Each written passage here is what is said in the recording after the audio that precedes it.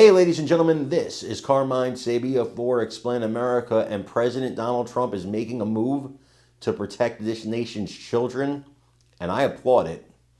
Before we get started, please make sure you like, comment, share, and subscribe. Those little things really help us out, and they help our channel continue to grow. And if you're not watching us on YouTube, please visit that address in the lower right-hand corner. It's youtube.com/@explainamerica. And you get there, please hit subscribe. Absolutely free. It really helps us out. You know, there's a lot of things in this country, I think, that have gotten worse over the course of the generations. You talk about the way people behave, the way they dress, the way they act, the way they've removed God from schools and the public square, the way we don't respect the police anymore or people in positions of authority. Kids don't respect their teachers.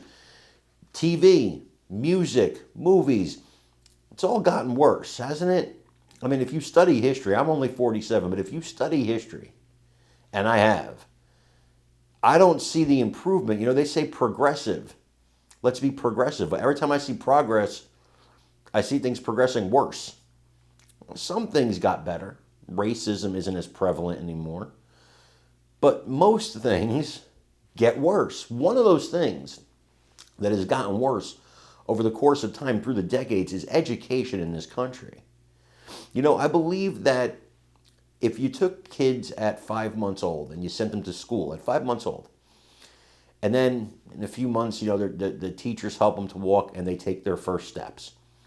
Within a generation, people would believe that kids would not be able to take their first steps without the interference of government. A lot of people call them schools. I call them indoctrination camps to make little obedient workers. But the point is, it has gotten progressively worse. Kids have gotten progressively less knowledgeable.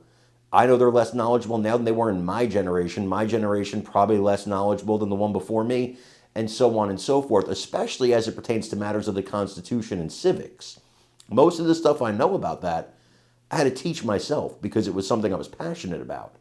But if I wasn't, and I can tell you peers my age, when I try to have a conversation and engage them on these topics, they have no idea what I'm talking about because they didn't have the inkling, for whatever reason, to study those particular topics. Now, they're smarter than me on a whole bunch of other topics.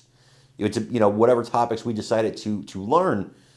But there's basic stuff that should be taught about civics in schools that aren't. Mathematics, science. We're failing other nations in so many categories. And that's why Trump is going to abolish and demolish the Department of Education. Now, he's signing an executive order today. May have already signed it by the time you watch this video. Liberals are freaking out about it. But the fact is, this is a department that was created in the 1970s by Jimmy Carter. We were able to educate our kids and do it better before this department existed. And the only thing it really does successfully now is make the heads of the teachers' unions wealthy. That's about the only thing it does at this point.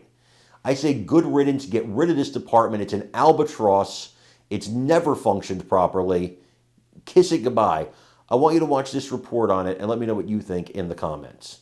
President Trump is not failing America's children. He is saving America's children with this action that he will take later today, directing Linda McMahon, our great Secretary of Education, to dismantle this federal bureaucracy that has taken more than $3 trillion from the American taxpayer since its inception in 1979. And what have we had as a result of that investment in our children's education? Declining test scores in reading, writing, and math. Proficiency levels at record lows for 8th graders, for 4th graders, at every level in every state across this country. That's why the president is returning education back to the people, to those closest to our students in our classrooms, and that is teachers and educators and parents who know what is best for their children. And we are excited about this event that will be here later in the afternoon at the White House. We will have parents and educators and students and also governors from across the country who are excited to embrace this new responsibility